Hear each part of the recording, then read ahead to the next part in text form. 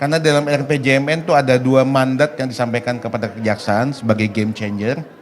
Yang pertama adalah transformasi penuntutan menuju single prosecution system. Dan yang kedua adalah penguatan Jaksa Agung sebagai advokat jenderal.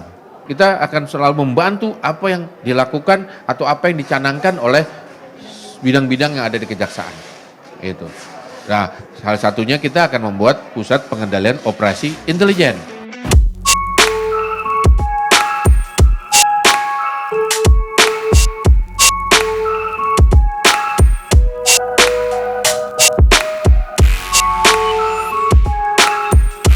Assalamualaikum warahmatullahi wabarakatuh. Kembali lagi di dalam acara kita yang super spesial. Hari ini ada Rapat Kerja Nasional Kejaksaan Republik Indonesia 2025. Hari ini saya Mega Yulanda bersama host rekan saya Valerie Budianto. Senang sekali ya karena kita bisa sama-sama dihadiri oleh dua narasumber yang pastinya sangat luar biasa nih ya di jajaran kejaksaan. Iya, sangat luar biasanya. Hari ini saya jadi grogi tiba-tiba nih. Karena narasumber kita yang pertama adalah Jaksa Agung Muda bidang intelijen, Bapak Reda Mantovani. Dan yang kedua ada Bapak Jaksa Agung Muda bidang perdata dan tata usaha negara, Bapak Narendra. Selamat datang Pak Narendra. Selamat datang Bapak. Pak, boleh dong disapa dulu sobat-sobat Adiaksanya? Salam Sobat Adiaksa. Selamat tahun baru. Selamat tahun baru mungkin ya Pak. Tahun baru dan setelah menjelang tahun baru Imlek. Oh, di dia. Boleh. Pak, izin Pak mau bertanya dulu nih Pak. Seputar Rakernas 2025. Gimana nih Pak pendapat Bapak dan harapannya ke depannya untuk kejaksaan gimana Pak? Saya duluan nih. Nggak, biar Narendra biasa belakangan. Dia Boleh, boleh Pak. Nutup. Jadi kalau Rakernas ini kan sudah kita dengan metode baru, dengan model baru itu sudah tahun keempat. Jadi semakin lama semakin baik, di mana pada tahun-tahun pertama dulu kan pencetus metode baru ini adalah Pak Narendra Jatna, sehingga lebih efisien jadi rakernya, dan bahkan sekarang pun lebih efisienkan lagi, jadi pesertanya lebih mengerucut, sehingga bisa menghemat anggaran, ya kan, sebagaimana juga programnya Pak Presiden Prabowo juga kita mengurangi tadi kegiatan-kegiatan yang bersifat seremonial. Nah, oleh karena itu di sini pun pesertanya pun difokuskan kepada peserta yang memang inti, sehingga bisa mencapai konsensus yang lebih baik lagi ke depannya. Dan harapannya metode ini bisa berlangsung terus ya sampai seterusnya dan akan selalu ada perbaikan. Baik, jadi lebih efektif gitu ya lebih Pak efektif, bisa dibilang. efisien. Oke. Kalau dari pandangannya Pak Narendra sendiri yang membedakan Rakernas tahun ini dan tahun sebelumnya tuh gimana Pak? Tapi sebelumnya saya mau nyambung dulu nih, betul Pak Reda kan. Jadi ada catatan yang mungkin supaya halayak juga paham dengan metode yang diperbaiki ini, yang diperbarui ini, anggaran kejaksaan untuk tahun ini ya itu 4 kali lipat dari 5 tahun terakhir. Peningkatannya sampai 4 kali lipat. Ya. Nah, tahun ini apa yang membuat menjadi istimewa? Karena tahun ini adalah tahun pertama pelaksanaan rencana pembangunan jangka panjang nasional yang sudah diundangkan. Jadi kebetulan dalam Rakernas ini juga Astacita sebagai fondasi pelaksananya RPJPN yang untuk Indonesia mencapai tahun emas 2045 dimulai bertepatan dengan Rakernas ini. Jadi istimewanya adalah tadi, ini adalah fondasi dari tercapainya Indonesia emas di tahun 2045. Berarti salah satu fondasi untuk mencapai Indonesia emas pastinya akan dilakukan beragam transformasi ya Pak di dalam tubuh kejaksaan. Boleh dari Pak Narendra dan juga Pak Reda, kira-kira transformasi kejaksaan di bidang masing-masing yang akan dilakukan per tahun ini apa saja? Yang jelas kita ini mau elaborasi dulu ya secara operasional. Karena dalam RPJMN itu ada dua mandat yang disampaikan kepada kejaksaan sebagai game changer. Yang pertama adalah transformasi penuntutan menuju single prosecution system. Dan yang kedua adalah penguatan Jaksa Agung sebagai advokat jenderal. Boleh kalau Pak Reda seperti apa? Kalau di bidang intelijen, nah ini kalau bidang intelijen memang ini bidang yang samar-samar. Ya. Di bawah tanah dia geraknya Pak. Iya, karena memang tugasnya intelijen ini adalah untuk supporting sistem yang ada ini. Nah, dengan jadi target kami adalah agar pelaksanaan tugas dan fungsi kejaksaan dapat berjalan sesuai ketentuan dan sukses. Ya, itu sudah menjadi target kita. Ya, karena sebagai supporting system kita akan selalu membantu apa yang dilakukan atau apa yang dicanangkan oleh bidang-bidang yang ada di kejaksaan. Itu. Nah, salah satunya kita akan membuat pusat pengendalian operasi intelijen.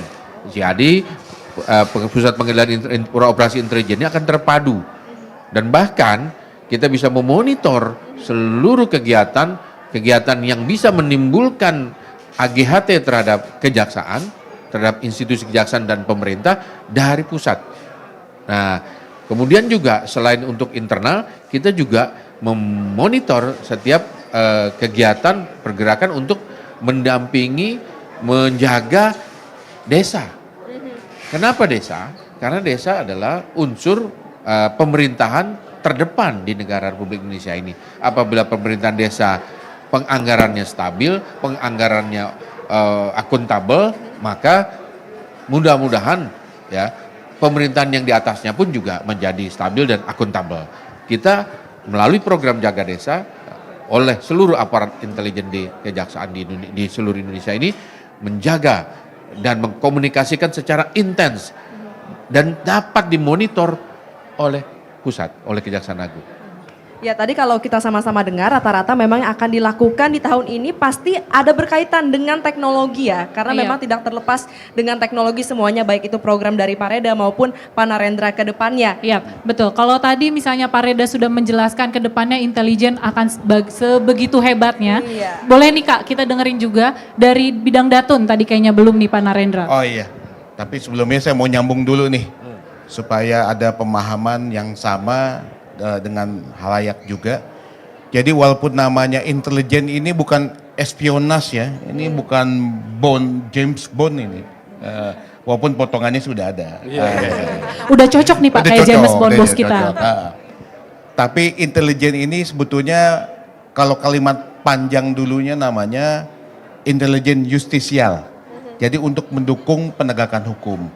Kok sekarang malah intelijen justisial ini dikukuhkan di dalam Undang-Undang Intelijen Negara. Jadi fungsinya memang bagian dari negara untuk mendukung intelijen di bidang justisial. Jadi ingat ya, bukan espionas. Nah, antara bidang intelijen dan bidang perdata dan tata usaha negara ini sebetulnya ada satu kesamaan.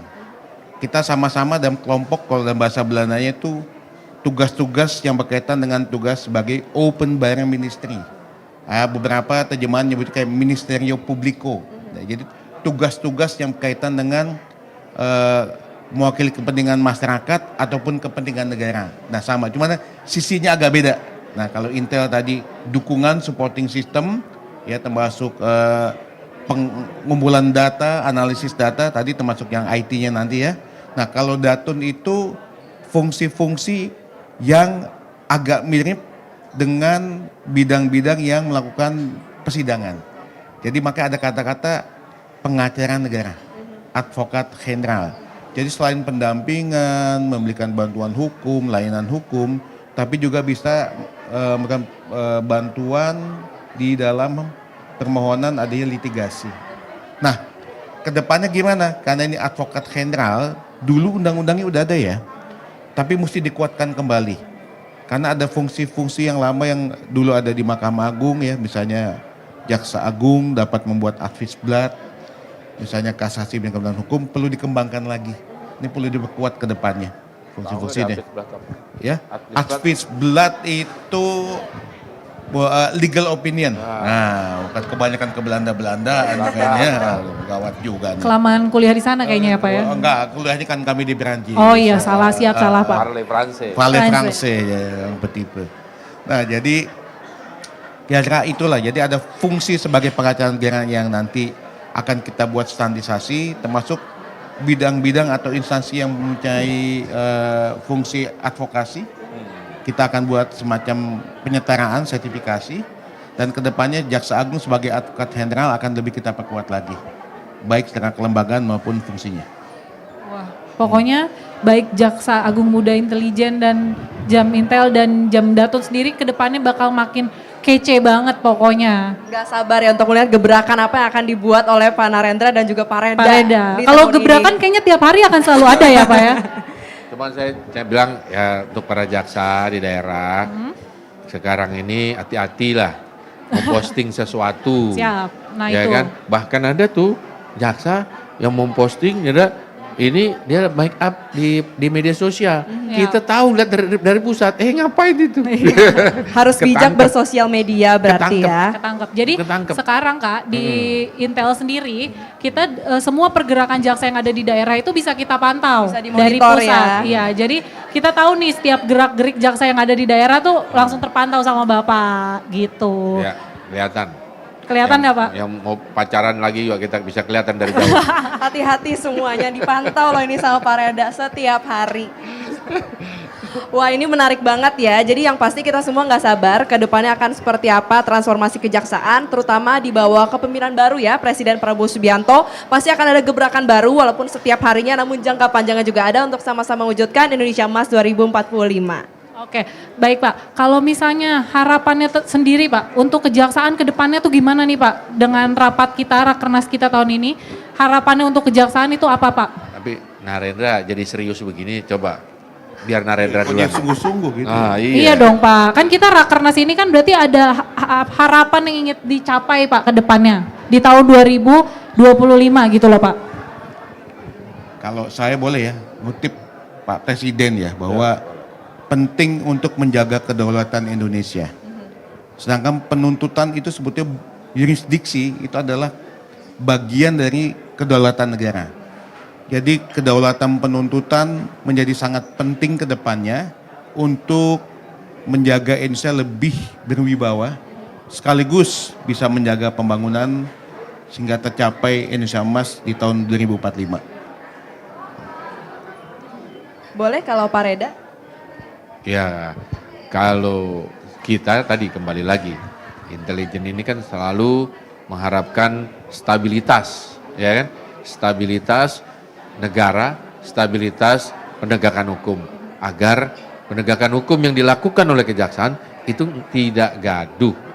Nah, itulah fungsi kita ini, bagaimana kita mencegah kegaduhan-kegaduhan dalam melakukan tugas dan fungsi kejaksaan. Baik, luar biasa sekali. Terima kasih ya Bapak ya. Pak boleh dong salam-salam terakhirnya, salam babaynya pakai bahasa Perancis sedikit aja. Kalau dari Pak Reda dulu Pak. Nanti Belanda di aja. translate sama Pak Doi, Narendra. doi. Oh udah dulu. Dada itu nama dada. Saking singkatnya dua-dua ya, oke. Baik, demikian podcast Kejaksaan Republik Indonesia yang diselenggarakan dalam Rapat Kerja Nasional Kejaksaan Republik Indonesia. Sampai jumpa di podcast kita selanjutnya. Doi-doi ya tadi Pak. Sampai jumpa. Doi-doi.